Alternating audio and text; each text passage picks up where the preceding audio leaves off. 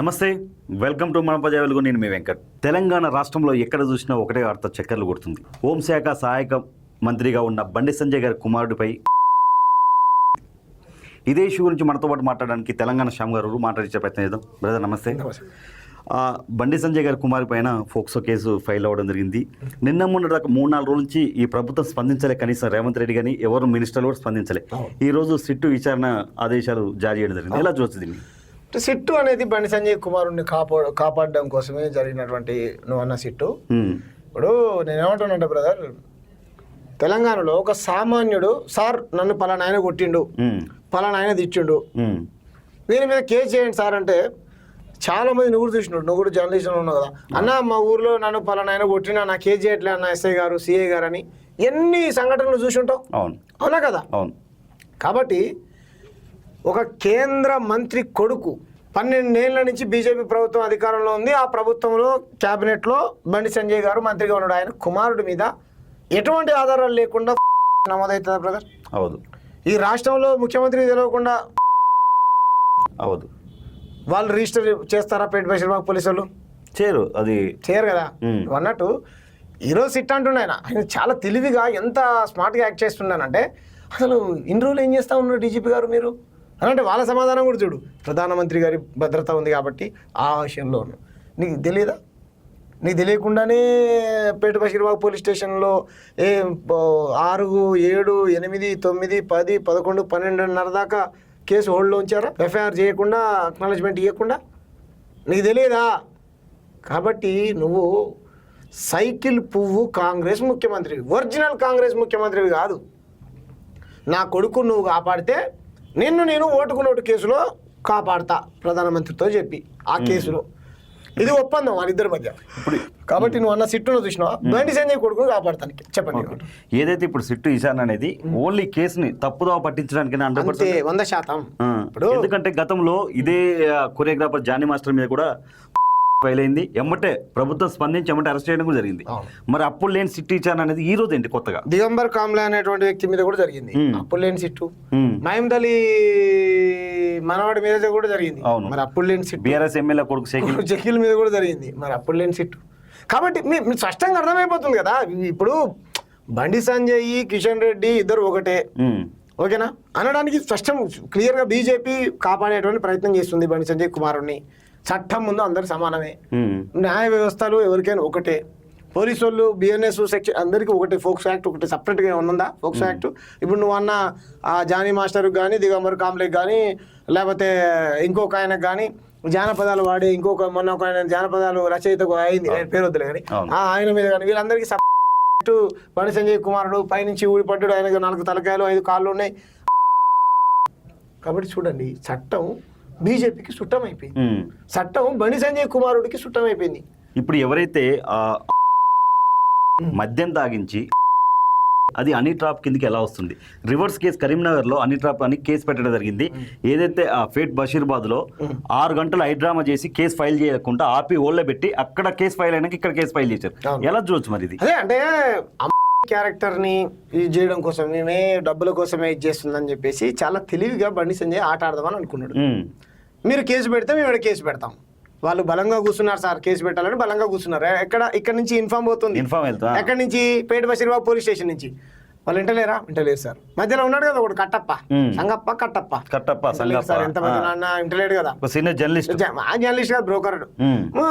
కాబట్టి వింటలేడు సార్, ఏం చేద్దాం మీరు చేసేయండి సార్. అక్కడ వాళ్ళు సార్ ఎటువంటి ఎవిడెన్స్ లేకుండా మేము ఎలా చేస్తాం సార్ అని ఎక్కడున్న వాళ్ళు 2 టౌన్ పోలీస్ స్టేషన్ కరీంనగర్ వాళ్ళు. నువ్వు చేయకపోతే కనుక కేంద్ర మంత్రి బెదిరిస్తా ఉన్నాడు. నీకు అర్థమైందా? కాబట్టి పోలీసు వాళ్ళు కూడా బలవంతంగా ఈయనకు ఒత్తిడికి లొంగి కేసు పెట్టారు. లేదు నిజంగా వాళ్ళ దగ్గర ఉన్న ఎవిడెన్స్ ఏమున్నాయో బయట పెట్టమని చెప్పండి. ఆ కేసుకు సంబంధించిన ఎవిడెన్స్ అయితే తీసుకోవచ్చు కదా మనం. నేను పోతా కరీంనగర్ 2 టౌన్ పోలీస్ స్టేషన్ పోయి ఆ కేసుకు సంబంధించినటువంటి ఎవిడెన్స్ ఏముందో చెప్పండి, కేసు కన్నా అడుగుతా. తప్పు నుంచి తప్పించుకోవడం కోసం వాళ్ళు వాడే కారు నెంబర్కి 10 లక్షల రూపాయలు ఖర్చు పెడతారు brother. మరి ఇప్పుడు అక్కడ బండి సంజయ్ ఎవరైతే ఇల్లు ఒక మినిస్టర్, సెంట్రల్ మినిస్టర్ కొడుకు అని చెప్పి ట్రాప్ చేసి డబ్బులు ఆశించి బ్లాక్మెయిల్ చేయడం లాంటివి జరిగింది, మేము 50,000 కూడా ఇచ్చాము, సెటిల్మెంట్ కూడా వచ్చారని చెప్పి వాళ్ళ ఫ్యామిలీని డిస్టర్బ్ చేసే ప్రయత్నం చేస్తారు. ఎందుకంటే వాళ్ళు పోలీస్ స్టేషన్కి 3 పార్ట్నర్ గారులు వచ్చారు, వాళ్ళు ఆల్రెడీ సెటిల్డ్. మరి ఇలాంటి వాళ్ళ మీద ఇలాంటి ఎలిగేషన్స్ ఏంటి అసలు? అదే ఇప్పుడు ఒక్కటే సింపుల్ ఒకటే చెప్తున్నాను బ్రదర్. నువ్వు కేంద్ర మంత్రి, నిన్ను ఏమంటారు హనీ ట్రాప్ చేశారు కదా, నువ్వు కేంద్ర సహాయక మంత్రివి, నీ వెనకాల కేంద్ర బలగాలు ఉంటాయి, పోలీసు వ్యవస్థ నీకు భద్రతగా ఉంటుంది, నీ కొడుకే హనీ ట్రాప్కి గురైతే మరి నీలాంటి నాలాంటి సామాన్యుల పరిస్థితి ఏంది? రేపొద్దున పాకిస్తాన్ వాడు కూడా నేను హనీ ట్రాప్ చేశాడు అనుకో, గురైతావా? నువ్వు ఈ సమాచారం ఇవ్వకపోతే నేను బ్లాక్మెయిల్ చేస్తా ఇది చేస్తా అంటాడు అనుకో, నువ్వు ఇదైతావా? నువ్వు రాజీనామా చేయి మరి కేంద్ర మంత్రిగా. ఇప్పుడు నీకు అర్థమైందా? కేంద్ర మంత్రి కుటుంబానికే హనీ ట్రాప్ గురైతే సరే వాళ్ళు చేసారు అనుకుందాం కొద్దిసేపు, నేనైతే అస్సలు చేయలే, వాళ్ళు చెయ్యరు కూడా, వాళ్ళకి అలవాటు లేదు. ఉదాహరణ అనుకుందాం. అంటే నీ నిర్లక్ష్యం, నీ ప్రభుత్వ నిర్లక్ష్యం, నీ నిర్లక్ష్యం ఉంది కదా, నువ్వు దేనికి పని చేయమని అర్థం, మరి రాజీనామా చేయి. నేను ఒకవేళ అలాగే డబ్బులే కావాలనుకుంటే బ్రదర్, నువ్వు అన్నావు కదా ఫార్చునర్ కదా, వాళ్ళ ఆయన వెల్ సెటిల్డ్ ఫ్యామిలీ, వాళ్ళకు డబ్బుల కోసం పని చేస్తారు అనుకుంటే కన్న తల్లి బ్రదర్, తన కడుపు బదనాం చేసుకుంటావా బ్రదర్? చేసుకుంటావా? నీ పిల్లల్ని చేసుకోవు కదా, నీ పిల్ల పరువు నువ్వు తీయాలని అనుకుంటావా? తీయం. నువ్వు కూర్చోలే, నువ్వు ఏప్రిల్ 22వ తారీఖు సంగప్ప కూర్చోలే, ఏప్రిల్ 25వ తారీఖు, 26వ తారీఖు, 24వ తారీఖు నువ్వు ఆడున్నావు బండి సంజయ్, ఎక్కడున్నావు బండి సంజయ్? బాధిత కుటుంబంతో నువ్వు మాట్లాడలే, ఆ పాపను నువ్వు అవమానించలే, నీ అవమానానికి గురయ్యా. నీ కుమారుడు ఫంక్షన్కి వెళ్ళి ఆ పాప పరువు తీయలే, ఫోటోలు చూపించి. ఇది కొత్తనా నీ కుమారుడికి? టెక్ మహీంద్రా యూనివర్సిటీలో ఒక సాటి విద్యార్థిని కొట్టలే? అప్పుడు కొడుతుంటే ఒక మహిళని కాపాడేటువంటి క్రమంలో ఛత్రపతి శివాజీ లాగా నిలబడ్డాడు అని చెప్పారు. రైట్, ఇప్పుడు కూడా ఛత్రపతి శివాజీ లాగా మనం నిలబడదాం రండి, ఆ పాప పక్కన నిలబడి వీని ఈ పంత పగల కొడదాం రండి. ఏమంటారు బ్రదర్? నా కొడుకు చేసిన తప్ప అయితే నేను కూడా ఇప్పుడు ప్రజలకు అండగా ఉంటాను చెప్పి చెప్పు బండి సంజయ్. అంతే కదా, చెప్తాడా? నీకు అర్థమైందా? అప్పుడు నీ కొడుకు చేసిన రైట్ కదా, బాధితురాలని ఇబ్బంది పెడుతుంటే నీ కొడుకు కొట్టాడు, సూపర్ సప్పట్లు కొడదాం కొంచెంసేపు, ఇట్లా ఇట్లా అని బూతులు తిట్టుకుంటూ కొట్టలేదు, అది పక్కన పెడదాం అట్లా కూడా. ఇప్పుడు నీ కొడుకు మీదనే వచ్చింది కదా, ఏమంటావు? మరి అది కూడా హనీ ట్రాప్ అయి ఉంటుంది కదా, జానీ మాస్టర్ది హనీ ట్రాప్ అయి ఉంటుంది, మహమ్మద్ అలీ కొడుకుది హనీ ట్రాప్ అయి ఉంటుంది, నువ్వు అన్న షకీల్ కొడుకుది హనీ ట్రాప్ అయి ఉంటుంది కదా. ఎందుకంటే వాళ్ళు నరేంద్ర మోడీ గారు వాళ్ళ వెనక లేరు. ఇప్పుడు మీకు అర్థమైందా? నరేంద్ర మోడీ గారు వాళ్ళ వెనక లేరు, చట్టం వాళ్ళకి చుట్టం కాలేదు కాబట్టి నువ్వు పెట్టమన్న కేసు సిపి పెడతాడు, నువ్వు ఆధారాలు లేకుండా ఏం చేసినా చేస్తాడు. ఇప్పుడు ఆల్రెడీ ఎవరైతే బండి సంజయ్ గారు కుమారుడు డైరెక్ట్ గా చెప్తున్నాడు, నేను టెంపుల్కి వెళ్ళాము, అటు వెళ్ళాము, ఇటు వెళ్ళాము చెప్తున్నాడు కదా, డైరెక్ట్ ఒప్పుకుంటున్నట్టే కదా. మరి అతని మీద ఎందుకు అరెస్ట్ చేయట్లేదు ఇప్పటివరకు ప్రభుత్వం? ఇప్పటిదాకా చెప్పేది ఏంటి బ్రదర్, బీజేపీకి చుట్టమైంది చట్టం అంటే సామాన్యులకు ఉంటుంది, రాజకీయ నాయకులు మరి అంతే కదా అర్థం. నువ్వు వీళ్ళని అరెస్ట్ చేసినప్పుడు ఆయన ఎందుకు అరెస్ట్ చేయలేదు? సోషల్ మీడియాలో ప్రభుత్వాన్ని క్వశ్చన్ చేస్తూ పోస్ట్ పెడితే 10 నిమిషాల్లో వచ్చి ఎత్తుకపోతారు బ్రదర్ పోలీసులు. ఓ సమ్మక్క సారక్కలాగా, ఒక భారత మాతలాగా ధైర్యంగా ముందుకొచ్చి కేంద్ర మంత్రి కొడుకు నన్ను ఈ విధంగా ఇబ్బంది పెట్టాడని వాళ్ళ అమ్మగారు పోయి పోలీస్ స్టేషన్లో కేసు పెడితే నువ్వు ఇంతవరకు రిమాండ్ చేయలేదంటే చట్టం ఎవరి కోసం పనిచేస్తుంది బ్రదర్? పనిచేస్తున్నావు లేదా? అవును, పని చేయట్లే.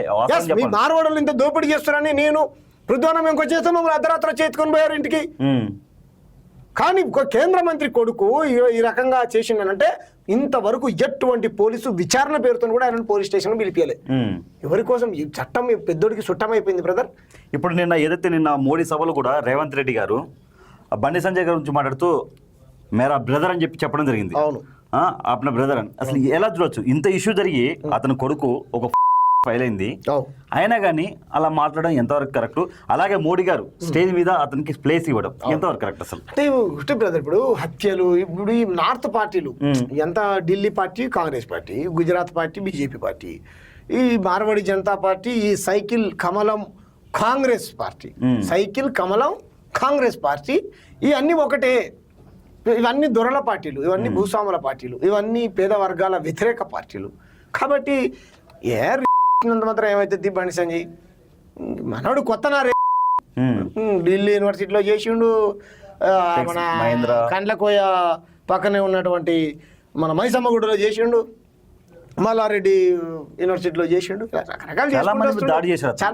మీకు విషయం చెప్పనా, చేశాడు కాబట్టి ఏమైతే అని లైట్ తీసుకున్నారు. ప్రజలు తిరగబడతా ఉన్నారు. సామాన్యుల పెద్దలను క్వశ్చన్ చేస్తూ ఉంటే ఇప్పుడు రకరకాల ట్యాగులు, మతం ట్యాగ్ వాడుతూ ఉన్నాడు, కులం ట్యాగ్ వాడుతూ ఉన్నాడు, రకరకాల ట్యాగులు వాడుతూ ఉన్నాడు.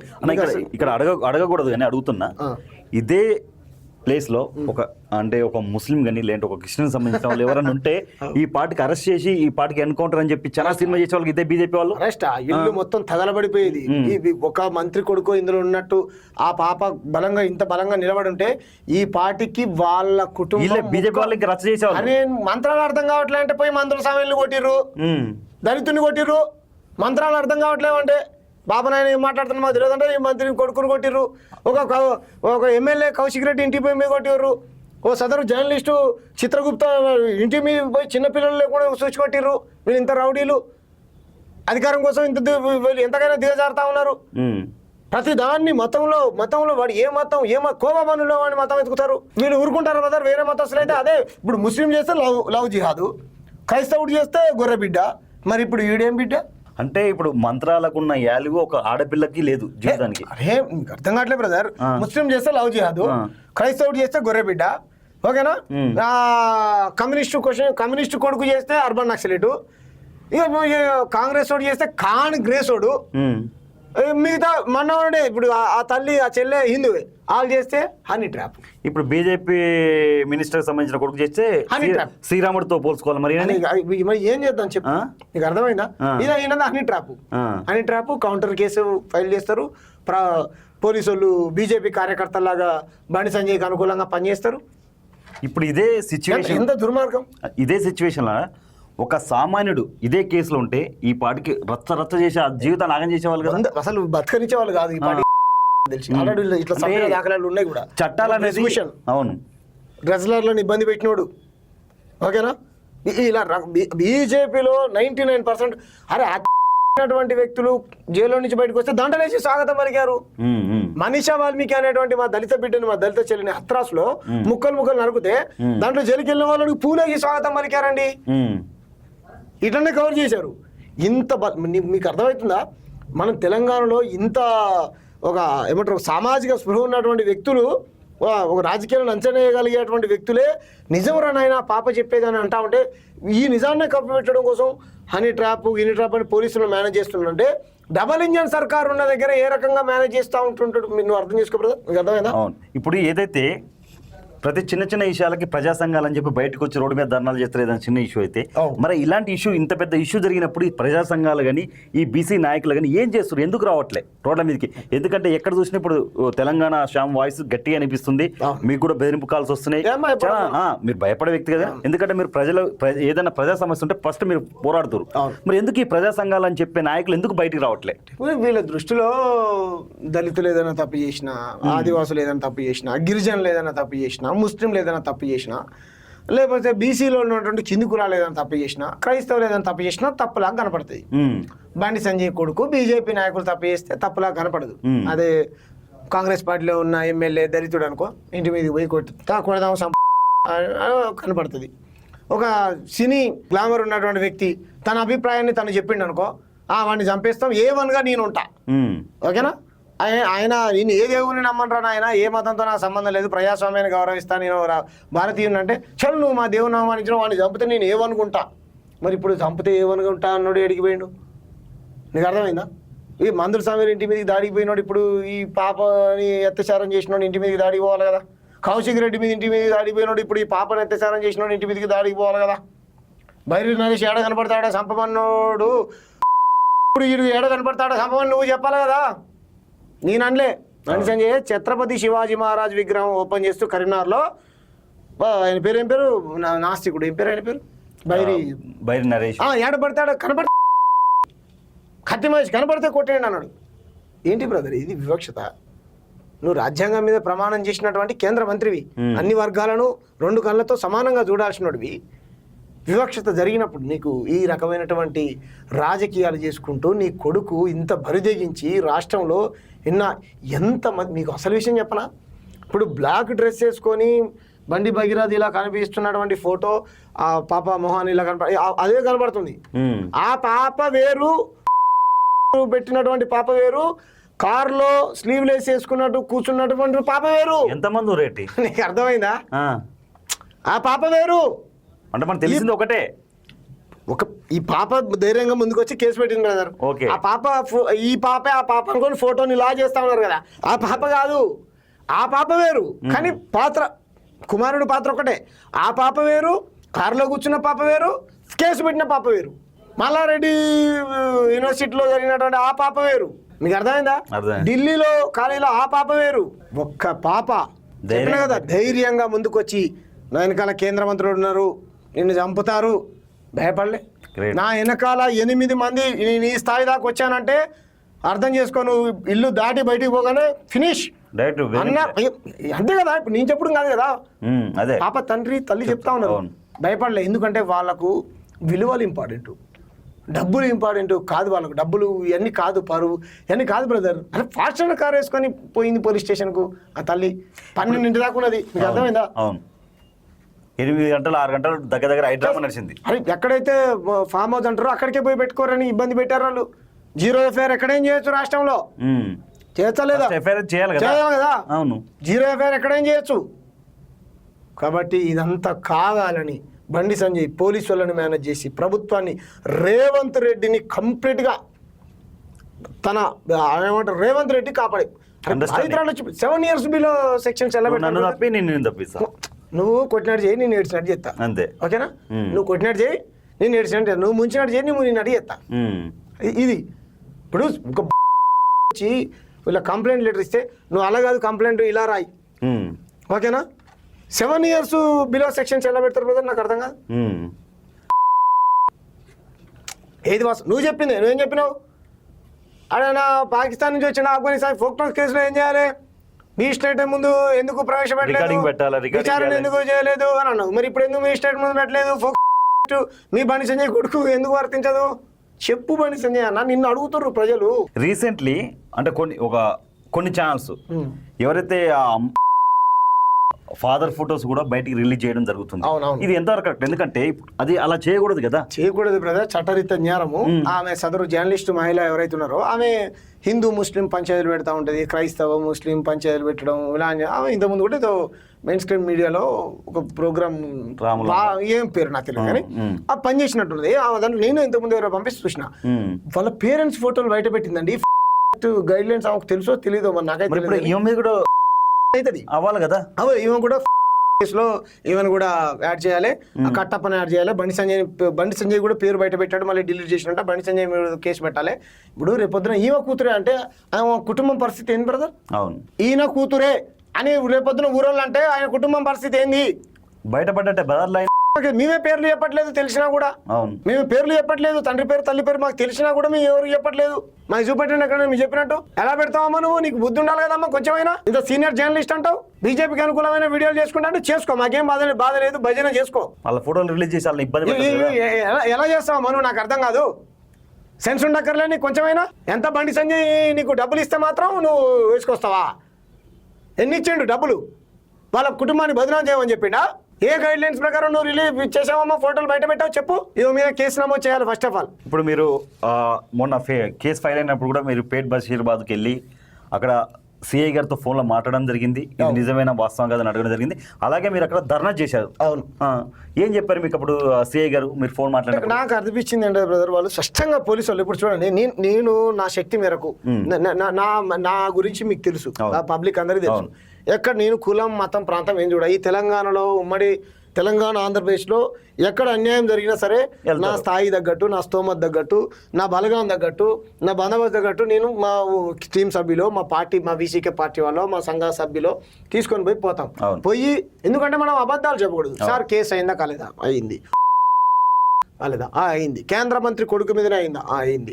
బండి సంజయ్ కొడుకేనా? అయింది. రైట్ సార్, అందరిని అరెస్ట్ చేసినట్టు ఎందుకు అరెస్ట్ చేయరు?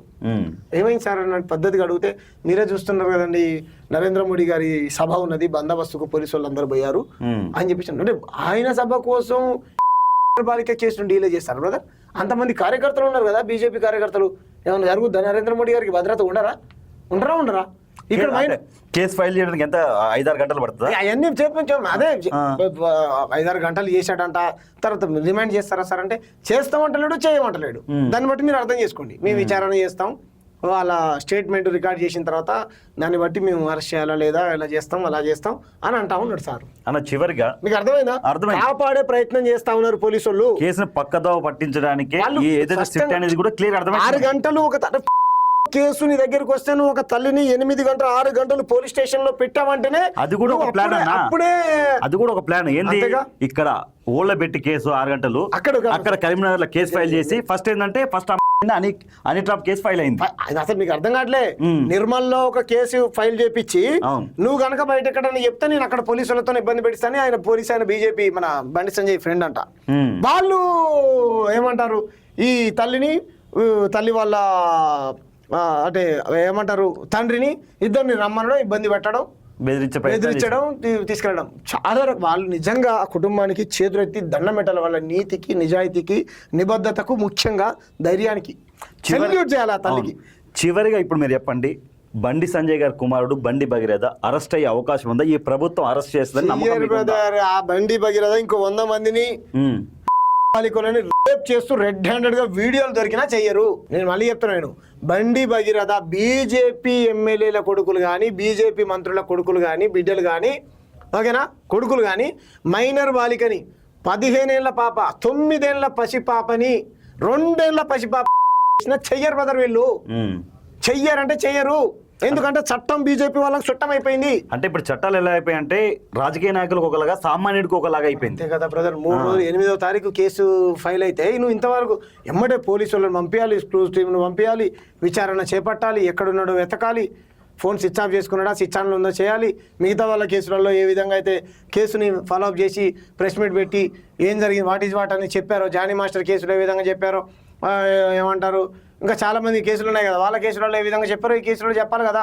ఇప్పుడు చెప్పట్లేరు. చాలా మంది మీడియా వాళ్ళకి బండి సంజయ్ తరపు నుంచి ఆయన సంబంధించిన పిఆర్ఓల కాంచి కానీ, లేదంటే ఆయన మనుషుల కాంచి ఛానల్స్, మీడియా వాళ్ళకి, మెయిన్ స్ట్రీమ్ వాళ్ళకి కూడా, ఆల్మోస్ట్ యూట్యూబ్ ఛానల్స్ వాళ్ళకి కూడా ఫోన్లు చేస్తున్నాయి, వీడియోలు ఆపండి, డబ్బులు ఇస్తాం, డబ్బులతో కొనేద్దామని ప్రయత్నం చేస్తారు. దీని ఎలా చూస్తారు? ఎందుకంటే సోషల్ మీడియాలో ఏ వీడియో పెట్టే కానీ అవి బ్లాక్ అయిపోతున్నాయి. ఇప్పుడు ఈ మెయిన్ స్ట్రీమ్ మీడియా మీకు ఒక్కటే చెప్తున్నా, మీ ఇంట్లో మీకు అక్కలు చెల్లెళ్ళు లేరా? మీ ఇంట్లో మీకు అక్క చెల్లెళ్ళు లేరా? వాడు ఒకటి జర్నలిస్ట్ మాట్లాడతాడు, అందరు కాదు, కొంతమంది 16 ఏళ్ళ 15 ఏళ్ళ వయసులోనే వాళ్ళు ఫిజికల్గా కలుస్తున్నారు, తప్పేంటండి అని అంటా ఉన్నాడు. అరే ఇదే మాట నువ్వు మహమద్ అలీ కేసులో, నేను చెప్పిన షబ్బీర్ కేసులో, ఆ జానీ మాస్టర్ కేసులో ఎందుకనలేదురా? ఈడేమన్నా వీడైతే మేజరే కదా. సరే వీడైతే మేజరే కదా, తెలివి కదా. 24 సంవత్సరాలు ఉన్నాయి కదా, అదే 22 సంవత్సరాలకే మేజర్ కదా అబ్బాయిలు. అవును, 18 సంవత్సరాలకు అమ్మాయిలు మేజర్. మరి వీడైతే మేజరే కదా. లాస్ట్ 31కే చెప్తుంది కదా. అరే మీకు సిగ్గు లేదారా మీడియా?